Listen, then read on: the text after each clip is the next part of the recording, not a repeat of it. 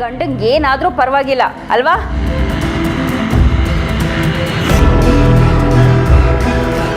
ನೀವಿಬ್ರು ಸೇರ್ಕೊಂಡು ಈ ಮನೇಲಿ ಏನು ಮಾಡ್ತಾ ಇದ್ದೀರಾ ಅಂತ ನನಗೆ ಗೊತ್ತಿಲ್ಲ ಅಂದ್ಕೊಂಡಿದ್ದೀರಾ? ಕೋತಿ ತಾನು ಕೆಡೋದಲ್ಲದೆ ವನನೆಲ್ಲ ಕೆಡಿಸ್ತಂತೆ. ಯಾವಾಗ ನೋಡಿದ್ರು ನೀವಿಬ್ರು ಗುಸು ಗುಸು ಪಿಸು ಪಿಸು ಮಾತುಗಳು. ಏನು ಮಾಡೋದಕ್ಕೆ ಹೊರಟಿದ್ದೀರಾ ನೀವಿಬ್ರು? ಅದೇನು ಮನೆ ಉದ್ಧಾರ ಮಾಡೋ ಕೆಲಸಗಳು ಅಂತ ನಮಗೂ ಹೇಳು, ನಾವು ತಿಳ್ಕೊತೀವಿ.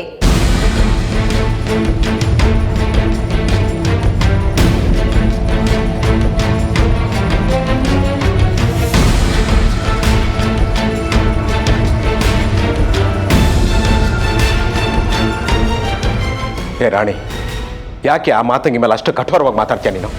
ಅವಳೇ ನೀ ಮನೆಗೆ ನೆನ್ನೆ ಬಂದವಳಲ್ಲ, ಅವಳು ಹಾಗೆಲ್ಲ ಮಾಡೋಕ್ಕೆ ಸಾಧ್ಯ ಇಲ್ಲ. ಮತ್ತೆ ಯಾರು ಮಾಡಿದ್ರು? ತುರ್ಕೆ ಸೊಪ್ಪು ತಾನಾಗೆ ಮೆಟ್ಲು ಹತ್ಕೊಂಡು ಇಲ್ಲಿವರೆಗೂ ಬಂದ್ಬಿಡ್ತಾ? ಇದಕ್ಕೆ ಮನುಷ್ಯರು ಯಾರು ಕಾರಣರಲ್ಲ, ಯಾರು ಅಂತ ನನಗೆ ಚೆನ್ನಾಗಿ ಗೊತ್ತು. ಅದನ್ನೆಲ್ಲ ನಿಮ್ಮೆಲ್ಲರ ಮುಂದೆ ಬಾಯಿ ಬಿಟ್ಟು ಹೇಳೋ ಅವಶ್ಯಕತೆ ನನಗಿಲ್ಲ. ಆರ್ತಿ, ಅಶೋಕನ್ಗಾಗಿರೋ ಈ ಕಾಯಿಲೆಗೆ ಯಾವ ಮೆಡಿಸನ್ನು ಸಹಾಯ ಮಾಡೋದಿಲ್ಲಮ್ಮ. ಎಲ್ಲ ನಿನ್ನ ಕೈಯಲ್ಲೇ ಇದೆ.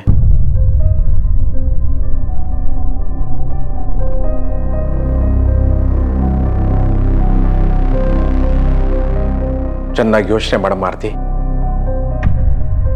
ಅಶೋಕ ಯಾವಾಗಲೂ ಒಂದೇ ಕಡೆ ಇರೋದು ಬೇಡಮ್ಮ. ಅವನನ್ನ ಹೊರಗಡೆ ಕರ್ಕೊಂಡು ಹೋಗಿ ಬನ್ನಿ.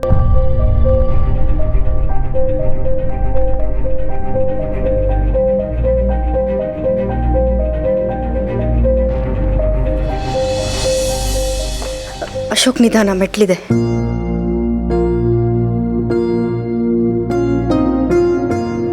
ನೀನು ಬರ್ತೀಯಾ? ಸರಿ ಬಾ. ಇಲ್ಲೂ ಮೆಟ್ಲಿದೆ.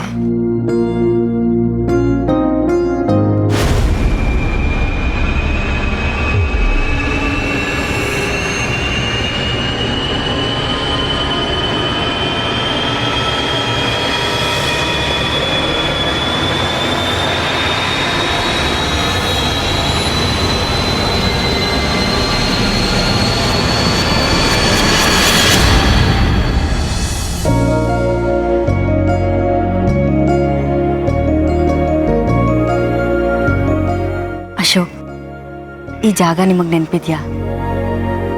ನಾವು ಮದುವೆ ಆಗಿದ್ದು ಹೊಸರಲ್ಲಿ ಯಾವಾಗಲೂ ಇಲ್ಲೇ ಬಂದು ಕೂತ್ಕೋತಿದ್ವಿ. ನಾನೊಂದ್ಸರಿ ನಿಮ್ಮನ್ನು ಕೇಳಿದೆ, ನಾವು ಯಾಕೆ ಯಾವಾಗಲೂ ಇಲ್ಲೇ ಬಂದು ಕೂತ್ಕೋತೀವಿ ಅಂತ. ಅದಕ್ಕೆ ನೀವೇನು ಹೇಳಿದ್ರಿ ಗೊತ್ತಾ? ಎಲ್ಲ ಲವರ್ಸ್ಗೂ ಒಂದೊಂದು ಸ್ಪಾಟ್ ಇರುತ್ತೆ, ಅದೇ ಥರ ನಮಗೂ ಈ ಸ್ಪಾಟ್ ಅಂತ ಹೇಳಿದ್ರಿ. ನಾವು ಯಾವಾಗಲೂ ಖುಷಿಯಾಗಿದ್ದಾಗ, ಬೇಜಾರಾದಾಗ, ಜಗಳ ಮಾಡ್ಕೊಂಡಾಗ ಇಲ್ಲಿ ಬಂದು ಕೂತ್ಕೋತಿದ್ವಿ. ಖುಷಿಯಾಗಿದ್ದಾಗ ಬಂದರೆ ಖುಷಿಯಾಗಿ ಹೋಗ್ತಿದ್ವಿ, ಜಗಳ ಮಾಡ್ಕೊಂಡು ಬಂದಾಗ ಕಾಂಪ್ರಮೈಸ್ ಆಗ್ತಿದ್ವಿ.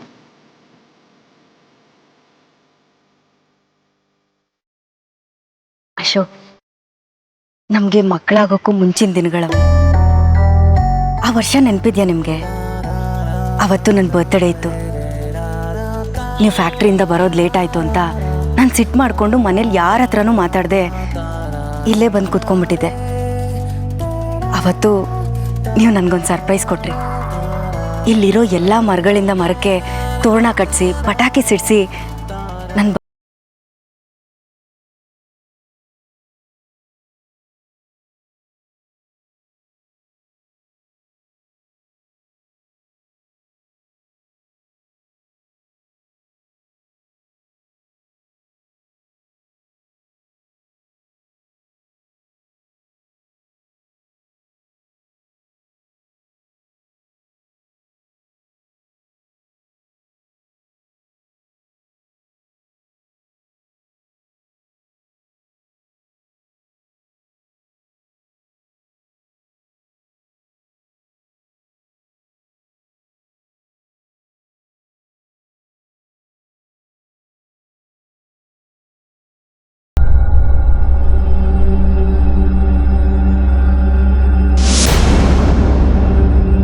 ವಿಶೇಷ ಏನು ಗೊತ್ತಾ?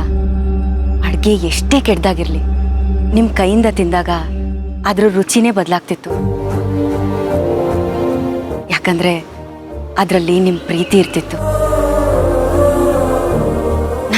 ತುಂಬ ಕೋಪ ಮಾಡ್ಕೊಳ್ತಿದ್ದೆ. ನಾನು ಕೋಪ ಮಾಡ್ಕೊಂಡಾಗೆಲ್ಲ ನನಗೆ ಸಮಾಧಾನ ಮಾಡೋಕ್ಕೋಸ್ಕರ ಸರ್ಪ್ರೈಸ್ ಕೊಡ್ತಿದ್ರಿ.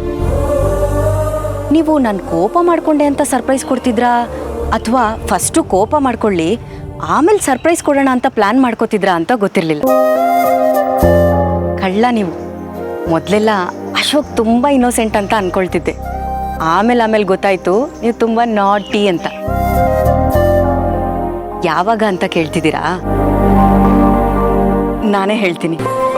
ಮದುವೆ ಆಗಿದ್ದ ಹೊಸರಲ್ಲಿ ನೀವು ಶಿಮ್ಲಾ ಕರ್ಕೊಂಡು ಹೋಗಿದ್ರಿ, ನೆನಪಿದ್ಯಾ? ಅಲ್ಲಿ ನಡೆದಿದ್ದನ್ನು ನೆನೆಸ್ಕೊಂಡ್ರೆ ನನಗಂತೂ ಹೊಟ್ಟೆ ಹುಣ್ಣಾಗೋಷ್ಟು ನಗು ಬರುತ್ತೆ. ನಾನು ಹಾಕಿದ ಥರದ್ದೇ ಡ್ರೆಸ್ನ ಇನ್ನೊಂದು ಹುಡುಗಿ ಹಾಕ್ಕೊಂಡು ನಿಂತಿದ್ಲು. ಅವಳನ್ನು ನೀವು ಹೋಗಿ ಹಿಂದೆಯಿಂದ ತಪ್ಕೊಂಡಿದ್ರಿ. ಆಗ ಅವಳು ಕೆನ್ನೆಗೆ ಬಾರಿಸಿದ್ಲು. ಅದು ಎಷ್ಟು ತಮಾಷೆಯಾಗಿತ್ತು ಅಂದರೆ ಅದಾದಮೇಲೆ ಹೊರಗಡೆ ಎಲ್ಲಾದರೂ ಹೋದಾಗ ನೀವು ನನ್ನನ್ನು ಹಿಂದೆಯಿಂದ ತಪ್ಕೊಳ್ಳೋದೇ ಬಿಟ್ಬಿಟ್ರಿ. ಮಕ್ಕಳಾಗೋಕ್ಕೂ ಮುಂಚೆ ನೀವು ನನ್ನ ಜೊತೆ ತುಂಬ ಟೈಮ್ ಸ್ಪೆಂಡ್ ಮಾಡ್ತಿದ್ರಿ. ಆಮೇಲೆ ತುಂಬ ಬ್ಯುಸಿ ಆಗೋದ್ರಿ. ಎಷ್ಟೋ ರಾತ್ರಿಗಳು ನಾವು ಹೊರಗಡೆನೇ ಕಾಲ ಕಳೀತಿದ್ವಿ. ಆಗ ಆಕಾಶದಲ್ಲಿರೋ ನಕ್ಷತ್ರ ಎಣಿಸ್ತಾ ಆ ನಕ್ಷತ್ರ ನಾನು, ಈ ನಕ್ಷತ್ರ ನೀನು ಅಂತ ಕಿತ್ತಾಡ್ತಿದ್ವಿ. ಮುಂದಿನ ಜನ್ಮದಲ್ಲಿ ನಾವು ನಕ್ಷತ್ರಗಳಾಗೆ ಹುಟ್ಟೋಣ ಅಶೋಕ್. ಆಕಾಶದಲ್ಲಿರೋ ನಕ್ಷತ್ರ ಎಣಿಸ್ತಾ ನಾವು ಈ ಹಾಡಾಡ್ತಿದ್ವಿ. ಈ ಸುಂದರ ಬೆಳದಿಂಗಳ ಈ ತಂಪಿನ ಅಂಗಳದಲ್ಲಿ ನನ್ನ ನಿನ್ನ ನಡುವಿನಲ್ಲಿ, ಈ ಸುಂದರ ಬೆಳದಿಂಗಳ ಈ ತಂಪಿನ ಅಂಗಳದಲ್ಲಿ ಹೃದಯದ ತಾಳದಲ್ಲಿ ಮೌನವೇ ರಾಗವು, ಉಸಿರೇ ಭಾವವು, ನನ್ನ ಈ ನಗೆಯ ಸವಿಶ್ರುತಿಯಲ್ಲಿ. ಅಶೋಕ್, ಚರಣ ನೀವು ಹಾಡಲ್ವಾ? ನಾನು ಪ್ರೆಗ್ನೆಂಟ್ ಆದಾಗ ನೀವು ಅದೆಷ್ಟು ಖುಷಿ ಪಟ್ಟಿದ್ರಿ ಗೊತ್ತಾ? ಮನೆ ಮುಂದೆ ಪಟಾಕಿ ಎಲ್ಲ ಹಚ್ಚಿ ಕುಣಿದು ಕುಪ್ಪಳಿಸ್ಬಿಟ್ಟಿದ್ರಿ. ಅದೆಲ್ಲ ನನ್ನ ಕಣ್ಣು ಕಟ್ಟಾಗಿದೆ. ಅದನ್ನು ನಾನು ಯಾವತ್ತೂ ಮರೆಯೋದಕ್ಕೆ ಆಗಲ್ಲ ಅಶೋಕ್.